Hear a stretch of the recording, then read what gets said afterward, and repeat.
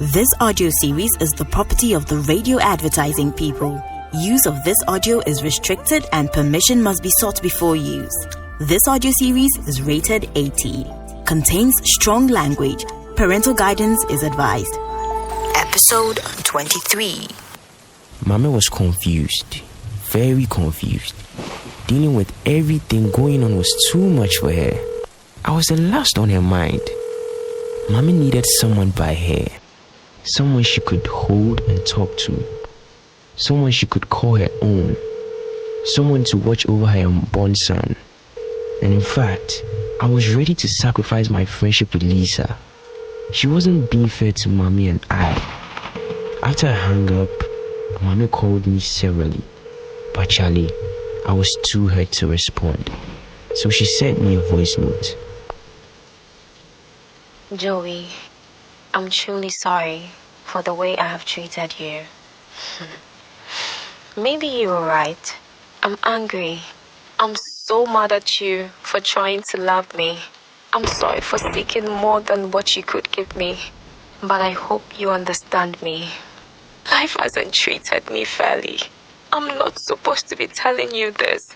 But maybe if you know a bit about me, it will help you make a better decision. Joey, since childhood, my late mother has been all I have had. We have lived on the edge for so long. There have been times that we had to go a day or two without food. I have had to beg in the streets.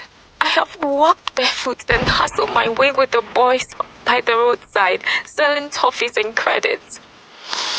I was so lucky to have been enrolled in a Catholic school by some nuns who saw me by the roadside one day. One of them asked me a simple question.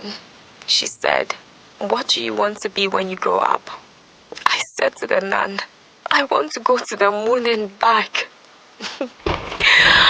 Oh, I was just in class 3. She smiled back as tears rolled down her cheeks. She hurriedly took me home to my mom and promised to take care of my education. I did so well in primary school, so I got a scholarship for my first and second year in senior high school. My dream had been to work so hard to make my mother proud. I have always wanted to study aeronautical engineering, but the journey has been so difficult. The nun died, and my funding came to an end in SS3. My mother told me my father had passed on, but I knew it was a lie. I knew she did that because she wanted to protect me from the pain he had caused her. I had heard from a few relatives that my dad had abandoned my mom, sadly, after she got pregnant with me. Unfortunately, I'm alone in this world. My father is the only family I have left. Reason why I need to find him. I'm going to find my father, Joey. He's out there somewhere. He must know his daughter still exists. Because I love my father regardless. I love him. Joey. My mother had nothing, yet she had taken care of me somehow. I passed my exam and I entered university and I met Rodney, your manager. He was the sweetest, roughest diamond any girl could have. But after first semester, my mother got a part-time cleaning job with Mike's mother. So we moved into their house. Not long after, I was abused by Mike's father. Almost every day we went on break from school. He warned me never to tell anyone, or he would stop paying my fees. My mother thought it was just because she was working for them. That was why they were being so kind to pay my fees. But rather, every night, the man would come into my room. Or sometimes he would book a hotel and ask me to meet him there. I cried, Joey. I cried. I prayed to God to get me out of this ordeal. Mike's father abused me terribly. every day and every night.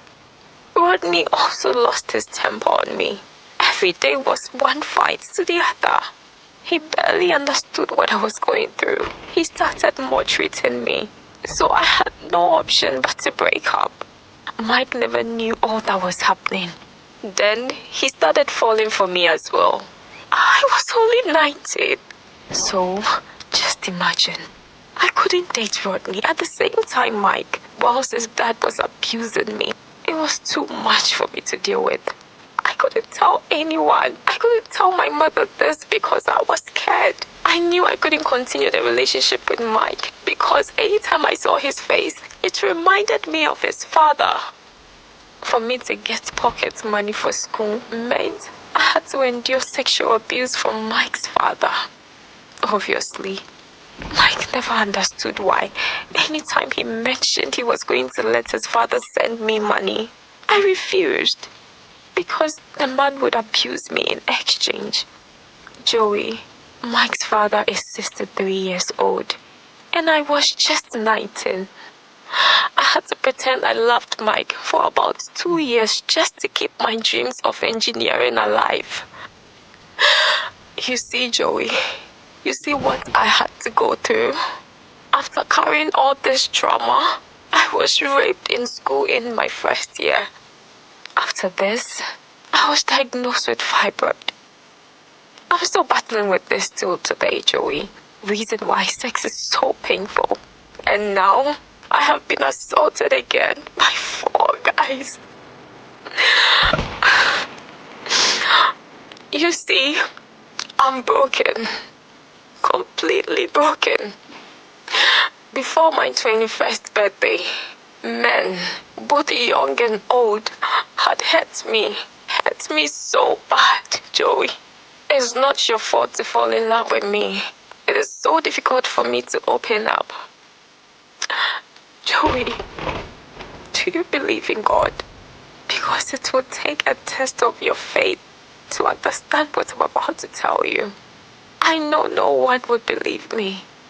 And I don't expect you to either. When I was being raped by the 4 guys, I heard a voice in the distance calling out my name. I suddenly blacked out. Joey, my soul left my body. I stood next to my lifeless body and watched them take turns in having sex with me. Look, it may sound crazy, but among the 4 guys stood a fit man in a completely white gown. He was an angel. I was the only one who could see him. He placed his arm around me and comforted my soul. It was so peaceful when I was in his arms. After they were done, all I could remember was waking up in a bed of roses in the most beautiful garden. Till today, I don't know how I got there or who that man was. Joey,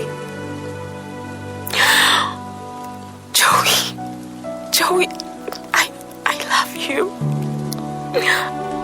I love you for loving me.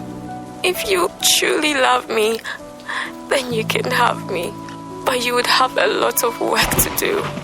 If you leave me, you crush me.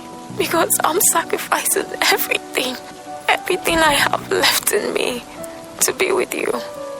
It's not because you've paid my fees or chased after me or ignored Lisa. That's why I'm sending you this message. But because you're a good person. I'm not in love with your looks, Joey. I'm in love with your honesty and loyalty. You have been patient with me. That's why I love you. And if that ever changes, you will hurt me so bad, I may not recover. If you're listening to this voice note and you want me, I want you to open your door now. Because that broken, pregnant girl you're so in love with, which I don't even understand why. Because it's magical. I'm standing here for over an hour waiting patiently in the rain with the silver chain her late mother gave her in her hands to give you. Joey, I'm on bended knees asking you, Joey, will you be my man? Will you be my Valentine?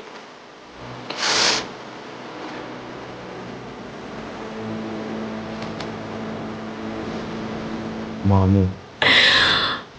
My love. You can imagine the feeling that ran through me that minute. When I opened the door, I saw the most beautiful girl the world had ever seen. The greatest creation that God had ever made for me. I hugged Mommy endlessly in the rain, never to let go, and whispered into her ears. Something may stop me from seeing you, or from being with you, but nothing can stop me from loving you, Mommy.